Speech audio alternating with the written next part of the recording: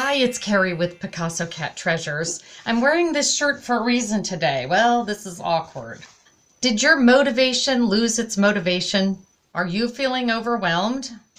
Feeling not like a turtle as much as a turtle on its back? In this video, I'm going to give you my 5 best tips on how to get your motivation back when you're feeling overwhelmed as a reseller. And don't forget to subscribe to this channel and press the like button and tap the bell if you want more content like this.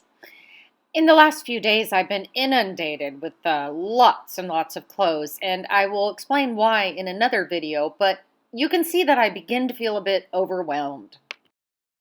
Most resellers find ourselves overwhelmed at times. We get really good at sourcing awesome deals, like really good at it. Then we find ourselves surrounded by inventory that needs to be photographed, measured, weighed, listed, inventoried, you name it. We begin to feel like we're upside down in an avalanche and we're trying to figure out which way is up. This happens to me at least one time a month.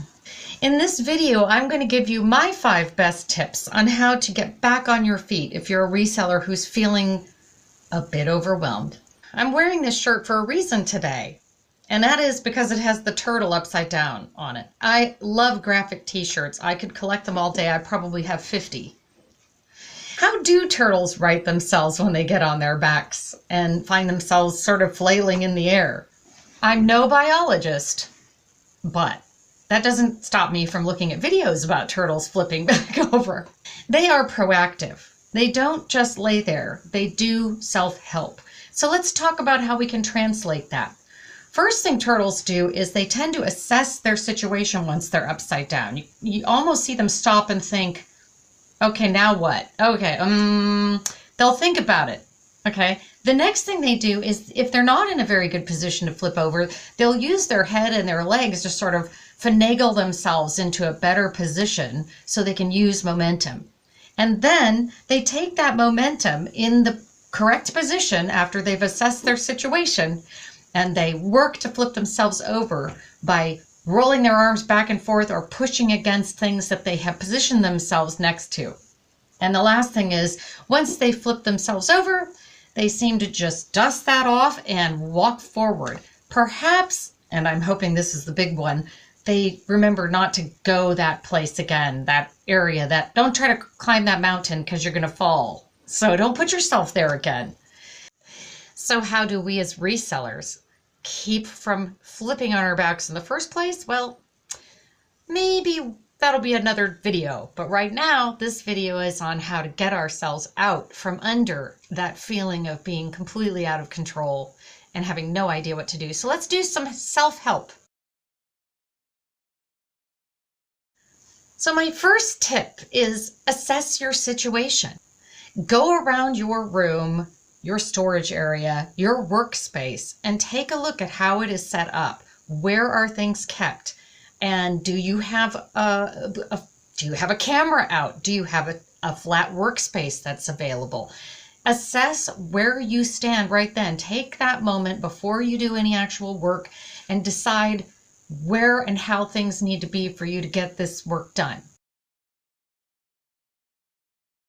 Tip number 2, once you've assessed your situation and you realize where you stand in your space, position your workspace for maximum use to list items. Maximum use of our space simply to list items on eBay or get them mailed out to fulfillment by Amazon. You have to position yourself in a way that makes that work easier, or else you will stop. Believe me, you'll just give up and declare, it's beer 30 and forget about it. What does positioning your workspace look like? Well, you want to have a backdrop always available. You want to have your mannequins ready. You want to have a measuring tape. You want to have a scale, 2 different kinds of scales ready. You want to have your camera set up and charged. And you want to have, I always have notebooks that I write details down about items while I'm photographing them. I'm quickly writing them down. So I position myself in a way to get the maximum amount of work in my space without having to trip over other items or clear spaces. It's all ready for me. Okay, so you've assessed your situation, you've cleaned your workspace up so there's a very good workflow ready, everything is set up to do. And so the third tip, and this is probably the one that is the most important, is do at least one thing, one task that you can feel good about when you're done. Give yourself one task to do that you can actually check that box off pretty fast and easy. So maybe sort. That's one of the best things I see people doing. Another thing you could do is get 5 or 10 things out and just clean them and measure them and write that down on a piece of paper and number so that you have something you feel, okay, I did that. So that's tip number 3. Okay, you're not seeing things. It has been a few hours, you can tell by the light, the natural light outside, since I finished the last segment of this video. I had a few interruptions, which is a perfect way to introduce tip number 4. You have assessed your situation, you have positioned your workplace in a manner that makes it easy for you to work in, and you have created momentum by getting one good thing done. Now is the time to move forward with tip number 4. Number 4 is to commit to one day, and if it's only a half a day, it'll have to be half a day, but one day, to do as much listing as you can do in a 1 day period of time to get on top of the situation as much as you can. And I do know, as a person who works at home, that is often almost impossible. I mean, you have chores to do.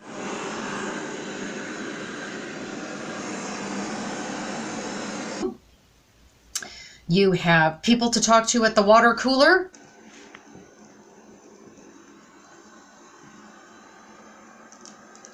Picasso. Is that the sound they make? No. No. Okay, yeah, don't listen to him. Dr. Doolittle over here. You may have to take somebody who shall remain nameless, my husband, to the doctor. And then I had to help somebody buy a purse. And so I came back to finish this job. What I'm telling you in tip number 4 is take one day off for yourself and go ahead and do as much work as you can. Do 1 power day or 1/2 power day if you can. Trust me, I do understand that we all have pulls on our time.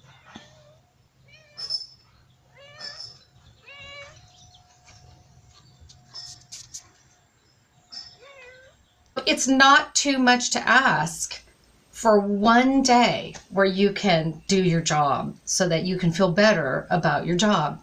So tip number 4 is to create 1 power day and do as many listings as you can. Get them up. Doesn't matter where you put them.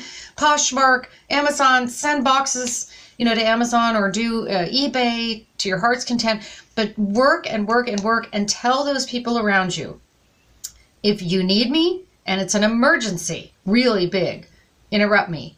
Other than that, I am working. Please do not interrupt my work. And they should understand that one day is not too much to ask.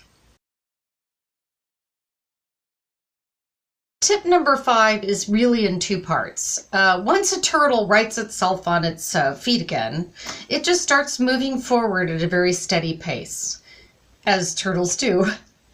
So take a hint. Once you've gotten yourself sort of on top of a large amount of work, you put that 1 or 1/2 days in, you've asked your family for some time where nobody interrupts you. In the end, what you need to do is keep that going in a steady pace and promise yourself you'll list 10 to 15 items a day until you get your items listed. And part 2 of that is don't put yourself back in that position again. The turtle, if he's smart, is not going to go right back over to the rock that made him fall on his back. So do yourself a favor and stop buying things until you get yourself more under control, until you don't have an entire room that is what they call the dead pile, which is what every eBayer doesn't want, which is a pile of stuff that they didn't get listed and it just sits there and they've got money invested in it and they just haven't put it up to flip those products. I mean, that's what we do, is we flip products. So hopefully these 5 tips have been helpful. You got to see a little bit about how I run into problems. Believe me, I'm the first person who has a hard time saying, no, I cannot help you because I am working today. But you do have to put your foot down if at all possible. Anybody who goes to a job does. Those 5 tips should help you get started on getting yourself out from underneath that. So Anyway, keep your eyes open for treasure, and I hope you have a wonderful week. And I've got another video coming out soon about the big craze of cleaning up your house. So maybe we can spark some joy in that direction. Bye.